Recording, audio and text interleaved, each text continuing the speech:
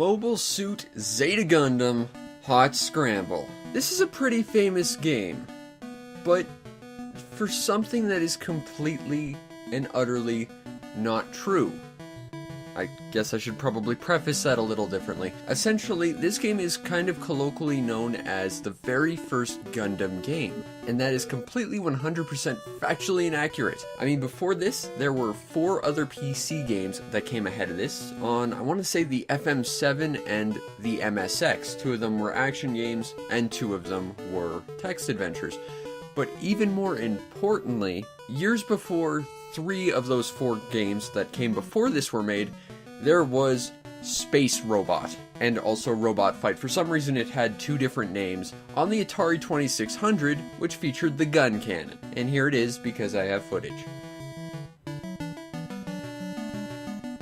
See, I'm annoyed about this because I like the gun cannon. Stop shooting all the gun cannons, damn it! But the point is, Hot Scrambled Eggs is supposedly known as being the very first Gundam game, and it's not. It's not even the first game to use the Gundam title. Hell, it's not even the first Zeta Gundam game. It is, however, the very first Zeta Gundam game to come on console, so that's a thing, I guess. The story is, for some reason, completely in English. I'm gonna let it run because I don't remember the wording, but it's the plot of Zeta Gundam. Go stop the Titans in Axis, because I guess we're starting at the point where Axis and Titans were a thing, as opposed to just fighting the Titans in the Mark II, because we need the Zeta Gundam immediately, because gameplay mechanics. And thus we come to what makes this game actually pretty awesome, and also a little bit crap though. And that is the actual gameplay itself. See, this game has 2 different gameplay modes. You have the first chunk of each level, which is a first-person flying around within the atmosphere, and then space in your Wave Rider mode, because the Zeta, of course, could transform into the spaceship-esque Wave Rider. And this mode works kind of well, but also kind of not. Essentially, you fly around shooting all the various enemies until you advance to the second mode. However, enemies sometimes show up on screen way too fast for you to actually react to them, and the controls themselves feel very, very clunky, and they just don't feel all that sensitive. So an enemy could appear in like the top right-hand corner of the screen, and there's no way you're going to be able to shoot it before it disappears. At which point it will probably have shot you and left you feeling really, really sad because you got shot by a Hyzak or something when you're very clearly piloting the superior mobile suit, because I kind of remember the Zeta being called the single most powerful mobile suit devised, even before you calculate in all that nonsensical spirit power collective computer nonsense it had for plot reasons. Which, someone explain that to me, seriously. I've been trying to figure out how someone devises a soul computer type thing. The Zeta Gundam was weird. Really cool design though.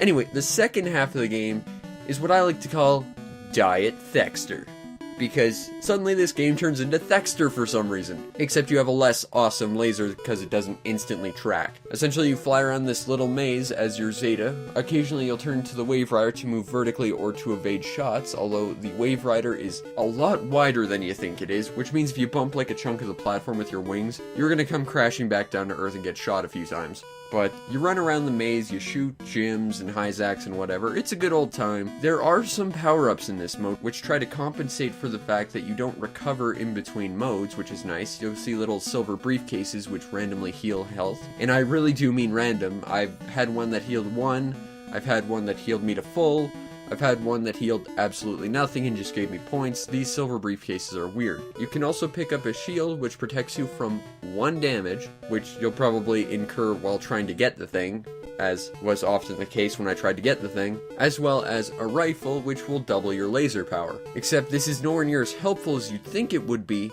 simply because everything dies in 1 hit, except the boss. This means that the boss takes like half as many hits as it should normally. Which means let's move on to the boss, because the boss. It's this giant reactor that sits here and does nothing until you shoot the core, and then it fires a giant spread shot at you. And the thing is, this spread shot can completely turn your top-of-the-line, most powerful Gundam ever into Swiss cheese very quickly. It's kind of depressing how much these energy bursts do to you. Essentially, you kind of have to turn to the Wave Rider to shoot the core, and then you have to remain in the Wave Rider and try and weave between the bullets. And did I mention the Wave Rider's kind of chunky? Because the Wave Rider's kind of chunky. It's actually really tough to dodge these bursts. I mean, the nice thing is you can kind of hang out in the top left-hand corner and you're relatively safe, but as soon as you hit a wall or the roof, you're gonna, like, de-transform into your robot state, and then probably fall onto one of those energy bursts and die. Yeah, this boss is kind of terrible, and to make things worse, it's the only boss, because this game has something like 20-25 levels, I think, and every single boss is this guy.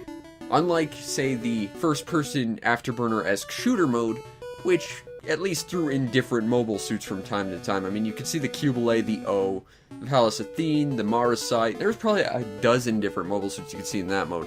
This mode, you've got one boss. At least vary it up a little. The only difference between this boss and later variations of this boss that I've noticed, at least as far as I could get, was there was one that had a platform that you could stand on and jump from to avoid the shots. And that was kind of nice. And then the next variation didn't have that platform, so I don't know. Basically, the boss is crap, and ultimately really hurts this game, because sure, the other gameplay mode might not be the most fantastic with its awkward, clumsy controls, its weird drifting controls, because for whatever reason the controls like to drift for no reason, and damn near impossible to hit most of the enemies. At least that was fun. This just kind of feels unfair at times, and then once you understand the real trick to it, it's ridiculously easy. So balance is a bit kind of bad. But at the same time, you gotta understand, this is a game from 1986 that tried to basically give you two games in one just to show you the true power that is the Zeta Gundam. And in that respect, I think it succeeded. And the game itself is actually pretty good once you kind of get past those weird balance issues, because it doesn't really have any balance whatsoever. Now, the overall presentation to Zeta Gundam Hot Scrambled Eggs is pretty damn impressive. I mean, in that first-person shooting mode, you can see a lot of really impressive details on all the various mobile suits. Like I said, there's about a dozen or so you can shoot at, as well as eventually shooting carriers and stuff, flying into the colonies and stuff. It looks great. The giant map that you can fly around in really does make you feel like you're flying in three-dimensional space, looking at different planets and stuff. They really did pack this screen with a lot of visual flair, and that's really appreciated. It makes this game absolutely beautiful. Thexter mode, not so much. It's pretty much just a bunch of blocks with the Zeta Gundam flying through it, although I will say that the Gym 2 does look quite nice, as well as the Hyzax from the side. I will also say that I really appreciate the detail on the Wave Rider when you're flying vertically. Like, you can see all the thrusters on the legs and stuff, and that's a really small detail that shows that someone really cared about the Zeta Gundam when they made this game. And honestly, I wouldn't have noticed that if I hadn't built a Zeta Gundam model myself and really took notice of all the various thrusters on it. So someone very clearly cared about the Zeta Gundam. Next is the audio presentation, and there is two songs in this game. There's the song that plays when you're fighting, and there's the game over song, which goes on for way too long, but is still pretty well produced. Overall, the music is okay, but not terribly memorable, and in the end, it doesn't really hurt the presentation in any way, and the visual design absolutely carries this game. Now, if you want a copy of Mobile Suit Zeta Gundam, the Hot Scrambled Eggs, you're in luck, because it is ridiculously easy to find. There were so many copies made, and it is worth the total value of probably the lint in your pocket. Seriously, you can buy this game for basically nothing. And case in point, I bought this game for, like, literally nothing. And for the overall price this game costs, I'd still say grab it if you're a Gundam fan.